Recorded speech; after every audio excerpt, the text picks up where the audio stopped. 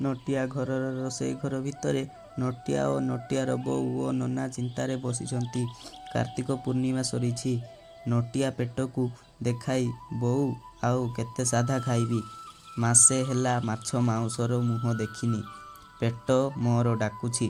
ବୋଉ ଆଲୋ ମୋର ଧନ, କାହିଁକି ବ୍ୟସ୍ତ ହେଉଛୁ? ଆଜି ତ ଛାଡ଼ ଖାଇ। ଏବେ ଯାଉଛି ବଜାରକୁ ବଡ଼ ରୋହି ମାଛ ଆଉ ଛେଳି ମାଉଁସ ଆଣିବି। ନନା ଚଷମା ଠିକ୍ କରି ଖାଲି ଆଣିଲେ ହେବ ନା, ମୋ ପାଇଁ ଚିଲିକାରୁ ବଡ଼ ଚିଙ୍ଗୁଡ଼ି ଆଣିବୁ। ବୋହୂ ତାକୁ ତରକାରୀ କରିବ। ମୁଁ ପରା ସବୁଠୁ ବେଶୀ ସାଧା ଖାଇଛି। ନଟିଆ ବାପା ତୁମେ ତ ଖାଲି ଡାଲମା ଡାଲମା କହୁଥିଲ, ଏବେ ଚିଙ୍ଗୁଡ଼ି ହାତ ମାରି ମୁଁ କିନ୍ତୁ କୁକୁଡ଼ା ମାଉଁସ ଖାଇବି। ଡେରି କରନା ବୋଉ, ଜଲ୍ଦି ଯା, ବଜାର ବନ୍ଦ ହେଇଯିବ।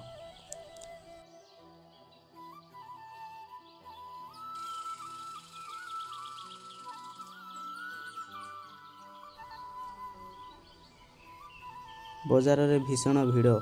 ସମସ୍ତେ ମାଛ ଓ ମାଉଁସ ଦୋକାନରେ ଠେଲାପେଲା ହେଉଛନ୍ତି। ବୋଉ ଭିଡ଼ରେ ପଶି ଆରେ ଏତେ ଭିଡ଼ କାହିଁକି? ଦୋକାନୀକୁ ଭାଇ ମୋତେ 2 କିଲୋ ମାଉଁସ ଜଲ୍ଦି ଦିଅ। ଦୋକାନୀ ମାଉସୀ ଧାଡ଼ିରେ ଠିଆ ହୁଅ, ଆଜି ଛାଡ଼ ଖାଇ। ସବୁରି ଘରେ ଭୋଜି। ଏତିକି କହି ସେ ମାଉଁସ କାଟିବା ଆରମ୍ଭ କରିଦେଲେ।